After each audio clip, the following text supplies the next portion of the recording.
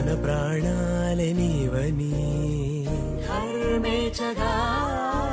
తన మనసంత నీదని అర్థేచగా తన వలపంత నీకని కామేచగా